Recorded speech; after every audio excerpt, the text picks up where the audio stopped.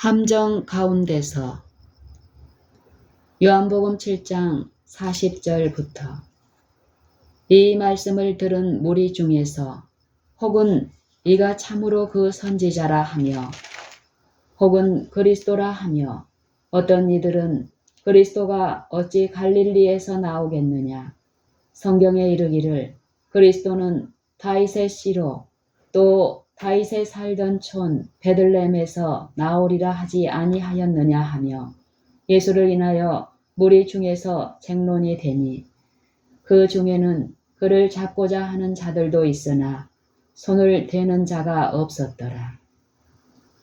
하속들이 대제사장들과 바리새인들에게로 오니 저희가 묻되 어찌하여 잡아오지 아니하였느냐. 하속들이 대답하되 그 사람의 말하는 것처럼 말한 사람은 이때까지 없었나이다 하니 바리새인들이 대답하되 너희도 미혹되었느냐. 당국자들이나 바리새인 중에 그를 믿는 이가 있느냐. 율법을 알지 못하는 이 무리는 저주를 받은 자로다. 그 중에 한 사람 곧 전에 예수께 왔던 니고데모가 저희에게 말하되 우리 율법은 사람의 말을 듣고 그 행한 것을 알기 전에 판결하느냐. 저희가 대답하여 가로되 너도 갈릴리에서 왔느냐. 상고하여 보라. 갈릴리에서는 선지자가 나지 못하느니라 하였더라. 다 각각 집으로 돌아가고 예수는 감람산으로 가시다. 요한복음 7장 40절부터 요한복음 8장 1절까지. 관원들은 잠잠하였으나 많은 백성이 이는 저희가 죽이고자 하는 그 사람이 아니냐. 보라, 드러나게 말하되 저희가 아무 말도 아니하는도다. 당국자들은 이 사람이 참으로 그리스도인 줄 알았는가 라고 부르짖었다. 예루살렘에 살면서 그분을 대적하는 관원들의 음모를 잘 아는 그리스도의 청중 가운데 많은 사람이 저항할 수 없는 힘에 의해 자신들이 그분에게 이끌려 가고 있음을 깨달았다. 그분이 하나님의 아들이라는 확신이 그들을 짓눌렸다. 그러나 사단은 곧 의심을 불러넣었다. 메시아와 그분의 임하심에 대한 그들의 그릇된 생각으로 이런 일을 할 수 있는 길이 준비되었다. 메시아와 그분의 임하심에 대한 그들의 그릇된 생각으로 이런 일을 할 수 있는 길이 준비되었다. 그리스도께서 베들레헴에서 탄생할 것이나 얼마 후 사라질 것이며 두 번째 나타날 때에는 어디서 오시는지 아무도 모를 것이라고 일반적으로 믿고 있었다. 메시아는 인성과는 생리적 관계가 없다고 주장하는 사람들이 적지 않았다. 그리고 메시아의 영광에 대한 일반 백성의 관념이 나사렛 예수님과는 들어맞지 않는 까닭에 많은 사람이 우리는 이 사람이 어디서 왔는지 아노라. 그리스도께서 오실 때에는 어디서 오시는지 아는 자가 없으리라는 암시에 유의하게 되었다. 그들이 의심과 믿음 사이에서 흔들리고 있는 동안 예수께서는 그들의 생각을 알고 그들에게 대답하셨다. 너희가 나를 알고 내가 어디서 온 것도 알거니와 내가 스스로 온 것이 아니로다. 나를 보내신 이는 참되시니 너희는 그를 알지 못한다. 그들은 그리스도의 기원이 어디임을 안다고 주장하였지만 사실은 그것을 조금도 알지 못했다. 만일 그들이 하나님의 뜻에 따라 생애하였다면 그리스도가 그들에게 나타나셨을 때 그분이 하나님의 아들임을 알았을 것이다. 청중은 그리스도의 말씀을 이해할 수 없었다. 이 말씀은 분명히 여러 달 전에 사내들인 앞에서 그분께서 하나님의 아들이라고 선언하신 그 말씀의 반복이었다.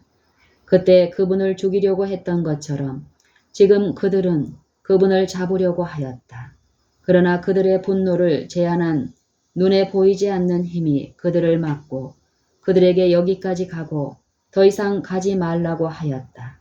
백성 중 많은 사람이 그분을 믿었으며 그들은 그리스도께서 오실지라도 그 행하실 표적이 이 사람의 행한 것보다 더 많으랴 라고 말하였다. 사건의 추이를 근심스럽게 바라보고 있던 바리새인 지도자들은 무리 가운데서 동정의 표시를 간파하였다.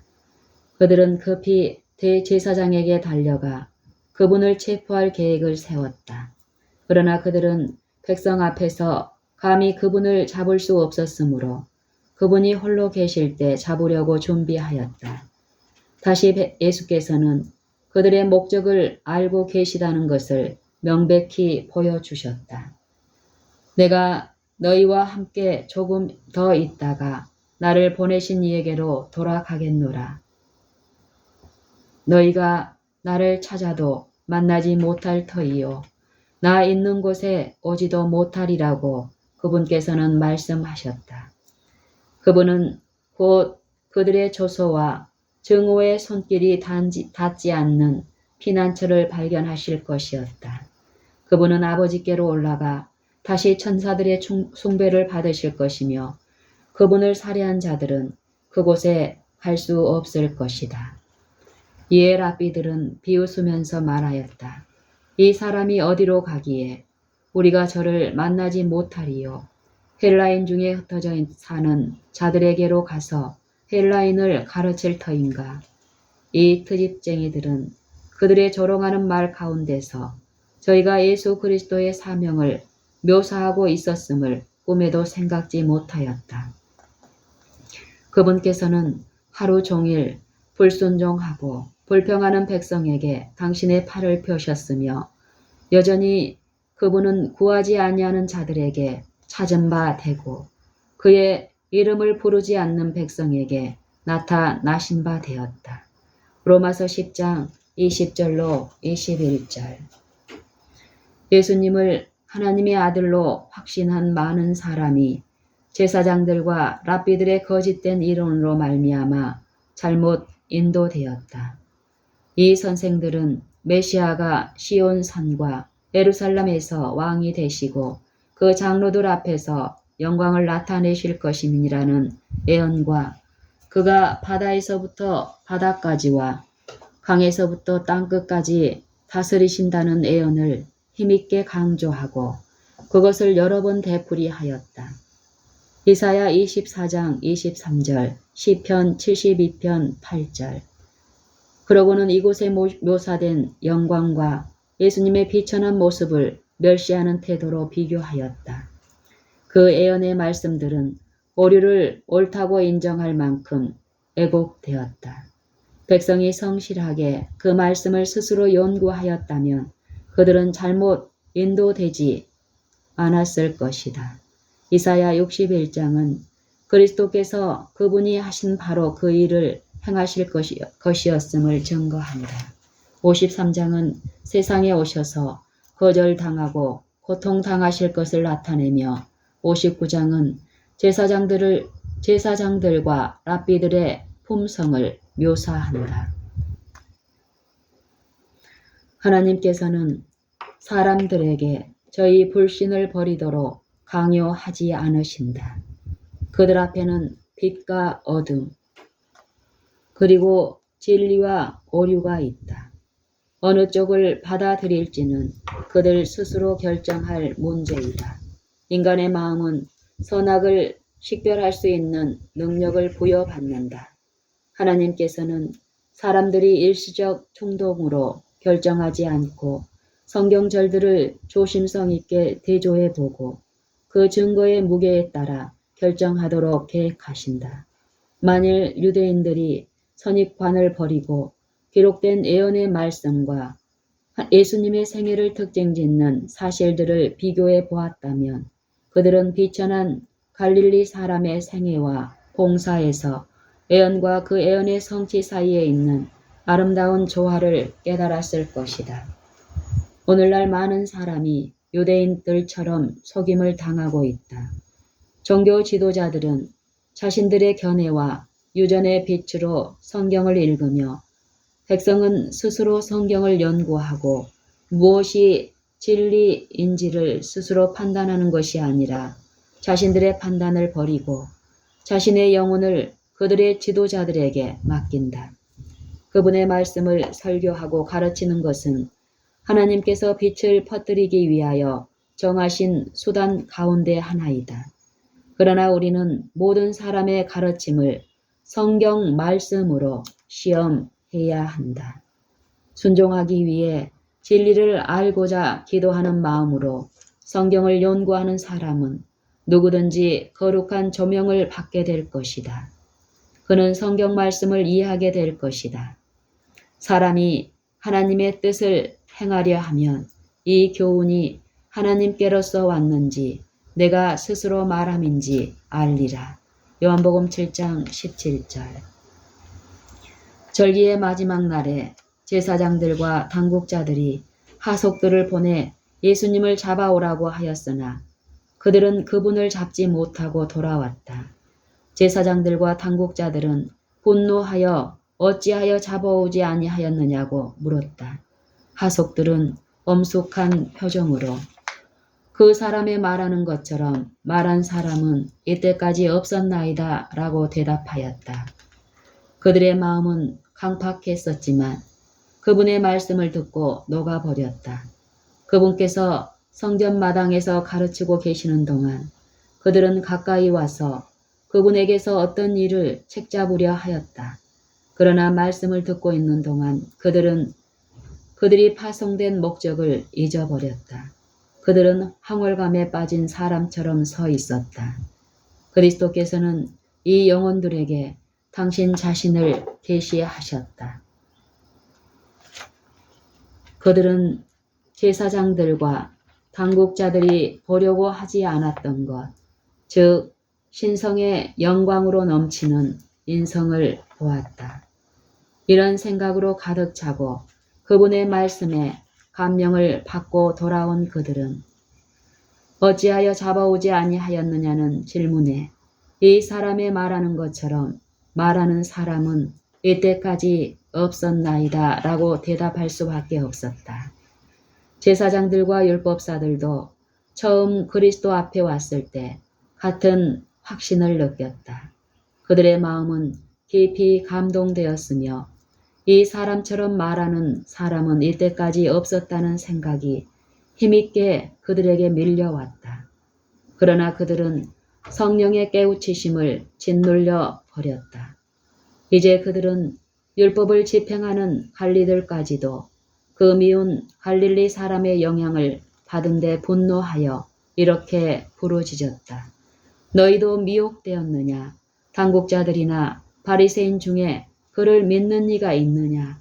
율법을 알지 못하는 이 무리는 저주를 받은 자로다. 진리의 기별을 듣는 자들 가운데 이것이 진리인가? 라고 묻는 사람은 드물지만 누가 이것을 옹호하는가? 라고 묻는 사람은 많다. 대중은 진리를 받아들이는 자들의 수요로 진리를 평가한다. 그리고 지식인과 종교 지도자들 중에 믿는 자가 있느냐란 질문이 아직도 계속된다. 사람들은 그리스도 당시처럼 오늘날에도 진정한 경건을 좋아하지 않는다. 그들은 한결같이 세속적 이익을 추구하며 영원한 부를 등한히 여긴다. 그러나 많은 사람이 그것을 받아들이지 않으며 세상의 위대한 사람들과 종교 지도자들까지도 진리를 받아들이지 않는다고 하여 그것이 진리에 대한 반증은 아니다. 다시 제사장들과 율법사들은 예수님을 잡으려는 계획을 수립하기 시작했다. 만일 그분을 마음대로 하도록 내버려 둔다면 그분은 기성 지도자들에게서 백성을 이끌어 갈 것이므로 제일 안전한 방책은 지체 없이 그분을 침묵시키는 것이라는 주장이 대두되었다. 의논이 최고조에 달하였을 때 그들의 의논은 갑자기 저지되었다. 우리의 율법은 사람의 말을 듣고 그 행한 것을 알기 전에 결정하느냐라고 니고데모가 질문하였다. 회중 가운데 침묵이 흘렀다. 니고데모의 말은 그들의 양심을 찔렀다. 그들은 사람의 말을 들어보지 않고 정죄할 수 없었다. 거만한 관원들이 정의를 위하여 담대히 말한 그를 바라보고 침묵을 지킨 것은 이 이유 때문만은 아니었다. 그들의 동료 가운데 한 사람이 예수님의 성품에 감화를 받고 그를 변호하는 말을 한 것에 대해 그들은 소스라치게 놀랐으며 원통하게 생각하였다. 그들은 놀란 마음을 가다듬고 신랄하게 비꼬면서 니고데모에게 말하였다. 너도 갈릴리에서 왔느냐? 상고하여 보라. 갈릴리에서는 선지자가 나지 못하느니라. 그 항의로 회의의 진행이 중단되었다. 관원들은 듣는 일이 없이는 그들의 목적을 성취하고 예수님을 정죄할 수 없었다. 당분간 모든 일은 좌절되어 다 각각 집으로 돌아가고 예수는 감람산으로 가시었다.